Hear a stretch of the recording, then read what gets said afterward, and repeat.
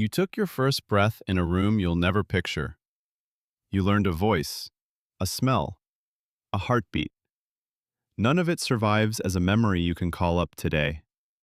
Somewhere between your first cry and your fifth birthday, thousands of days simply vanish. You crawled across a kitchen floor.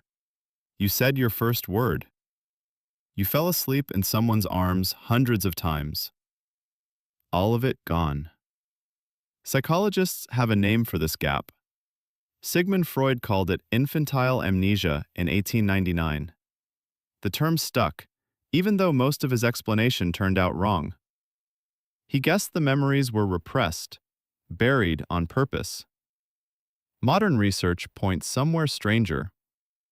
Ask a room full of adults for their earliest memory. The average answer lands around age 3.5. Some people claim memories from age 2. Almost nobody produces a verified memory from before 18 months. That number holds across continents, across decades, across cultures. 2-year-olds do form memories. Psychologist Patricia Bauer at Emory University proved it. Children as young as 2 recalled specific events months later, in detail, when asked the right way.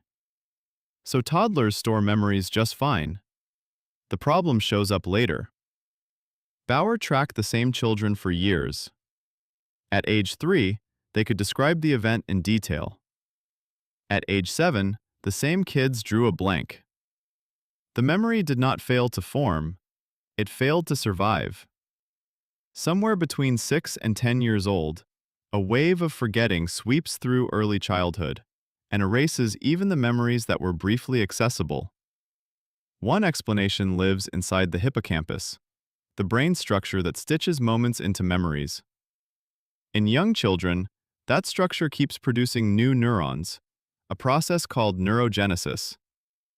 In 2014, researchers Frankland and Josselyn at the University of Toronto tested this on infant mice. They sped up neurogenesis artificially and watched existing memories disappear faster. New neurons wired into the same circuits holding old memories and scrambled the connections. A growing brain keeps overwriting its own early drafts. That isn't the whole story. In 2016, Travaglia and Alberini at NYU ran a different test. They trained infant rats to fear a chamber with a mild shock. The rats forgot within a day, far faster than adult rats. But the memory wasn't deleted. A reminder cue brought the fear response straight back. The trace sat there the whole time, locked behind a door nobody had the key for yet. A second piece of this has nothing to do with neurons. Psychologists Robin Fivish and Catherine Nelson studied something else. Autobiographical memory, the kind where you narrate your own life, depends on language and a working sense of self. A toddler without the words for yesterday or before can't file an event onto a timeline. Parents who talk through the day with their kids, asking what happened, who was there, how it felt, tend to raise kids with earlier, richer first memories. The habit of narrating your own life has to be taught. Culture changes the cutoff too. Psychologist Qi Wang compared adults raised in China and the US. American adults recalled memories nearly 6 months earlier on average, and their memories ran longer and more detailed. The difference traced back to parenting style. American parents asked more about feelings and personal detail.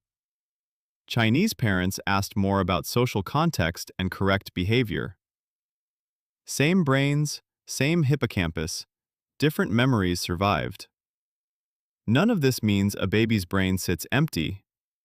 Infants build memory constantly, just not the kind you can narrate.